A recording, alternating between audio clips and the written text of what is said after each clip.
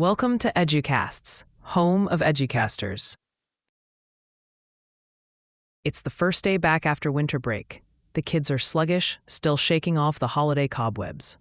You decide to start the semester with a classic activity, New Year's resolutions. You hand out index cards and ask your students to write down a goal for the rest of the school year. 10 minutes later, you collect them. You start flipping through the stack, and you see the same 3 words written over and over again, in varying handwriting. Do better. Get good grades. Pay attention. You sigh. You know deep down that these index cards are destined for the recycling bin. You know that do better is not a plan. It's a wish, and wishes don't survive a Tuesday afternoon algebra test. As educators, we are obsessed with outcomes. We want growth. We want achievement. We want our students to succeed. But far too often, we leave the mechanism of how to get there completely up to chance. We tell students to aim high, but we don't give them a map. This is where goal-setting theory comes into play. Developed primarily by Edwin Locke and Gary Latham over decades of research, this isn't just some fluffy self-help jargon.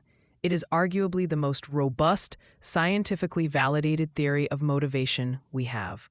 It explains why do your best is actually terrible advice, and why a specific, difficult target can act like a magnet, pulling a student's performance up to levels they didn't think possible. We are going to tear down the vague platitudes of doing better and rebuild our understanding of motivation from the ground up.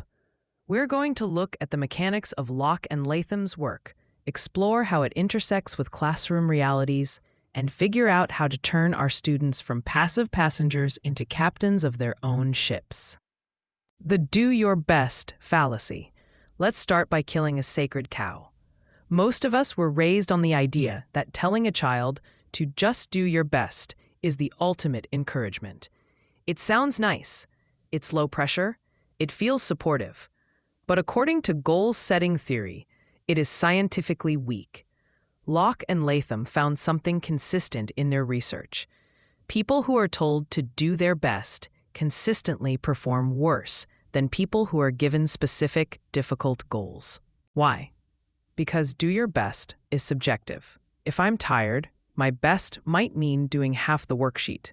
If I'm bored, my best might mean writing a 3-sentence paragraph instead of a page.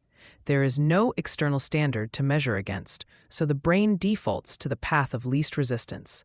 On the flip side, if you tell a student, I want you to complete 8 out of 10 problems correctly in the next 15 minutes, you have flipped a switch. Suddenly, attention is focused. Effort is mobilized. The parameters are clear.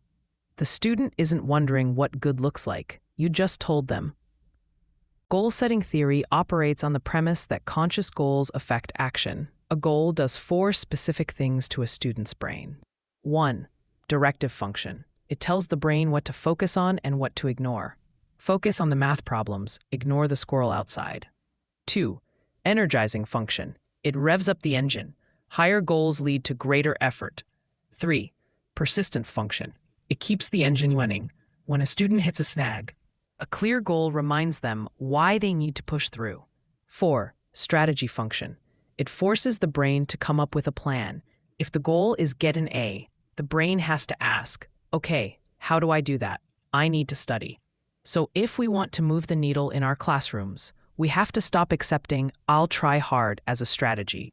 We need to get specific. The 5 pillars of high-performance goals. Locke and Latham didn't just say, set goals. They identified 5 key principles that determine whether a goal will actually work. If you skip one of these, the whole structure tends to collapse. 1. Clarity. The death of ambiguity. Ambiguity is the enemy of achievement. If a student doesn't know exactly what success looks like, they will hesitate. Weak goal. Write a clearer essay. Strong goal. Write an essay where every paragraph has a topic sentence that links back to the thesis. Clarity reduces anxiety. A lot of what we interpret as laziness in students is actually confusion. They don't know where to start, so they don't start at all. Clear goals provide the starting line and the finish line. 2. Challenge. The Goldilocks zone. This is tricky. Goals need to be difficult, but not impossible. If a goal is too easy, write your name on the paper. There's no feeling of accomplishment. It's busy work. If a goal is too hard, write a doctoral thesis by Friday. The student shuts down. This creates helplessness. We are looking for the sweet spot, what Vygotsky called the zone of proximal development. The goal should be a stretch. It should require the student to stand on their tiptoes. When a student achieves a stretch goal, the dopamine hit is massive. They think, wow, I didn't know I could do that. That is where self-efficacy is born. 3. Commitment, the buy-in. You can't force a goal on someone. Well, you can, but they won't care about it. If I walk up to a student and say, your goal is to get a 95 on this test, and they walk away thinking, I don't care about this class, that goal is dead in the water. Commitment helps if the goal is self-set, or at least participatively set. This is why student conferences are so vital. Instead of dictating the goal, we ask, based on your last quiz, what do you think is a realistic target for the next one? When they say the number, they own it. It's a psychological contract they make with themselves. 4. Feedback, the dashboard. Imagine playing a video game with the screen turned off.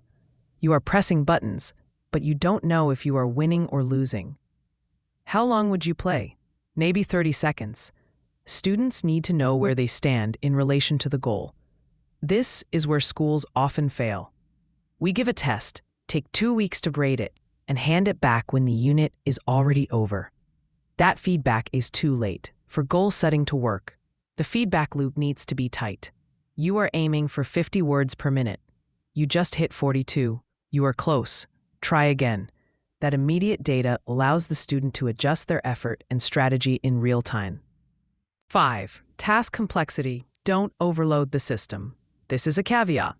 If a task is brand new and super complex, setting a high-performance goal can actually backfire. If a student is learning long division for the very first time and you say, solve this in under a minute, their brain will panic. The anxiety of the goal eats up the cognitive bandwidth they need to actually learn the steps. For complex, new tasks, we need to shift from performance goals, the outcome, to learning goals, the process. Instead of get it right, the goal becomes master the first 2 steps of the algorithm.